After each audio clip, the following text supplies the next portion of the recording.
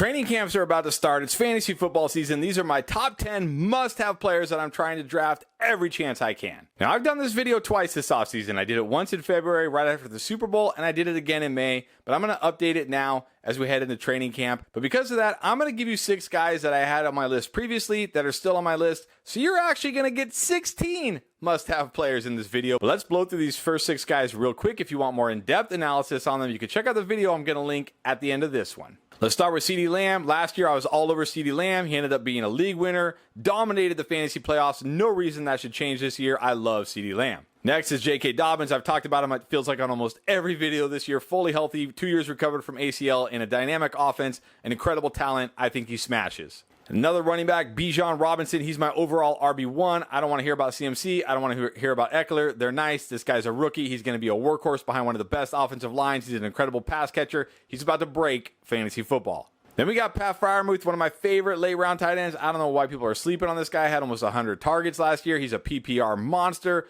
Love Pat Freiermuth as a late-round tight end. Chris Olave had an awesome rookie season, kind of being overshadowed by Garrett Wilson. I don't understand it. They were pretty much the same guy. He got a great quarterback upgrade with Derek Carr, who's going to force-feed him targets. Love Chris Olave. And then finally, Ramondre Stevenson is a smash pick in the 3rd round. Even if he's going late in the 2nd, you got to love it. This guy's a workhorse running back. 69 receptions last year. Nice. Definitely grabbing Ramondre Stevenson every chance I can.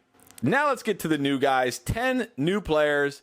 And let's start with Cooper Kupp? Like, isn't this too obvious? I don't think so, because somehow Cooper Kupp is being drafted not even as like a top 2 or 3 wide receiver, the number 4 wide receiver in drafts, because he's behind guys like Justin Jefferson, Jamar Chase, Tyreek Hill, and Christian McCaffrey. Why? I don't understand. His worst game with Matthew Stafford has been 11 PPR points. He's only done that once. He's only gone under 16 PPR points once with Matthew Stafford. And after he broke fantasy football back in 2021, he followed that up last year by averaging more points per game than anybody outside of quarterbacks in fantasy football before his injury. Why aren't we drafting this guy? He should be a top 3 pick. There's no way he should be going behind anybody not named Justin Jefferson and Jamar Chase, and you can even argue him over those guys. So I know Cooper Kupp, it's an obvious name, but man, when you can get him with pick 5, that just feels crazy to me. So he's a guy must draft for me. Another wide receiver I keep talking about, Drake London. I talk about this Falcons offense, and I talk about Drake London. First of all, Drake London, as a rookie, was great. Showed everything you want to see as a rookie wide receiver. Entering year 2 should get even better. But also this offense with Desmond Ridder, no, they're not going to be one of the pass-heaviest teams, but they averaged 30 pass attempts per game with Ridder. They were only averaging 23 pass attempts per game with Marcus Mariota. His only competition for targets here is Kyle Pitts. He's going to have a massive target share in an offense that will throw the ball enough. If you don't think so, San Francisco only threw the ball 30 times last year, and we love Debo, and we love Brandon Ayuk, and we love George Kittle. There's enough here for Drake London. I think he smashes this year. Another wide receiver on a new team this year, that's DJ Moore. Finally got out of Carolina. Now with the Bears, you got to think the Bears are going to use this guy the right way. That was one of the big problems with him in Carolina. They tried to make DJ Moore a true outside X receiver. That's not who he is. He should be a flanker guy, play some X, play off the line, get in the slot. That's the guy you want. You want to get him into space. This offense is going to use him right. They traded for him for a reason. Another team that's going to throw the ball more. No, they're not going to be one of the pass heaviest. They could get around 30 pass attempts per game. Who's behind them? Darnell Mooney, Chase Claypool, Tyler Scott, Cole Kmet. There's nobody behind him. He's going to have a massive target share. And Justin Fields was a very accurate passer in college. I'm banking on that. I love DJ Moore this year. All right, enough wide receiver love. Let's give some running backs some love. And I got to start with Cam Akers, who my boy Pierre has been on for years. But I think this is finally the year for Cam Akers. Looked great down the stretch last year. Now, 2 years removed from the Achilles injury. No, he'll probably never be like 100% Cam Akers that he would have been.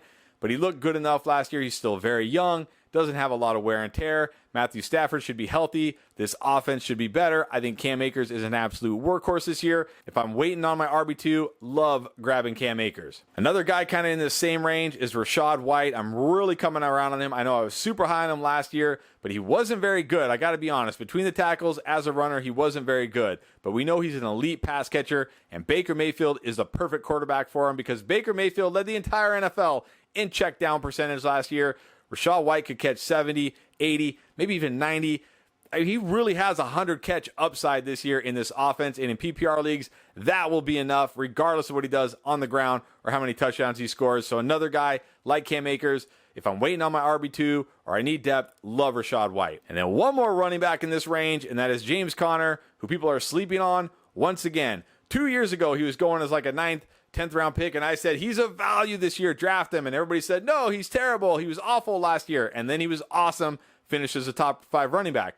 Fast forward to last year, people were drafting this guy in the 3rd round. I said, whoa, pump the brakes. This is way too early for James Conner. And they're like, no, he's awesome. Well, he was good last year. He definitely had a nice finish, but he wasn't worth the 3rd round pick. Now he's back to being more like a 7th, 8th round pick, which is great value for James Conner again. He should be a workhorse running back.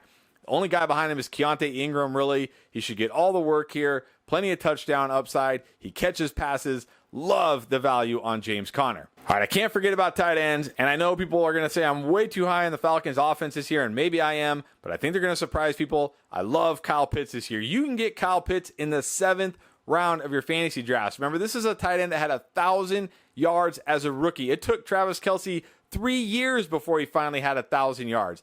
Last year was a lost season, the injury, but also Marcus Mariota was terrible. Kyle Pitts' on-target percentage was like 59%. That means almost half of his targets weren't even catchable.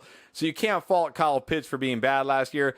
Desmond Ridder will at least be better than that. And as I said with Drake London, I see this team throwing more like 30 times per game, which when your only real pass catchers are Drake London and Kyle Pitts, that's more than enough. Kyle Pitts, I think, is almost a lock as a top 5 tight end, and he could absolutely smash this year and surprise a lot of people and help people take home championships. Back to wide receiver, I think this guy truly has a chance to be a league winner this year, and that is Jordan Addison of the Vikings. He landed in the perfect spot for him because this is a guy, when I was looking at him before the draft, not a number 1 wide receiver. He's a guy you want as your number 2 wide receiver in that slot flanker role. Line him up all over the field, get him into mismatches. Well, guess what his role is going to be in Minnesota? It's going to be the slot flanker role because Justin Jefferson is an ex-receiver. He's going to get all the attention, going to draw that attention. Jordan Addison is going to be forgotten about. He's going to get a ton of layup throws in PPR leagues. He's going to be a monster. I think he leads all rookies in receptions this year. Probably will lead in yards too.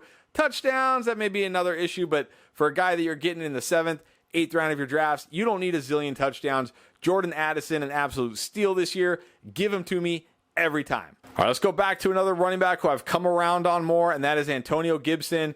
Basically because the Commanders didn't do anything in the draft at running back. They seemed content going into the season with Brian Robinson and Antonio Gibson. I mean, I guess they did draft Chris Rodriguez very late, but I'm not worried about him. What I really like about Antonio Gibson this year is the pass catching, because the last 2 years, J.D. McKissick was the pass catcher here. But even with J.D. McKissick, Gibson went over 40 catches in each of those years. Without J.D. McKissick here, he should go well over 50, maybe even over 60 receptions. And if something happens to Brian Robinson, we know Antonio Gibson can step into that 3-down role. He can be the early down, the goal line, and the pass catcher in this offense. And you're getting him pretty much in the double-digit rounds in most fantasy drafts. So for me, Antonio Gibson, one of my favorite late-round running backs, a guy that has flex value every single week because of his pass catching.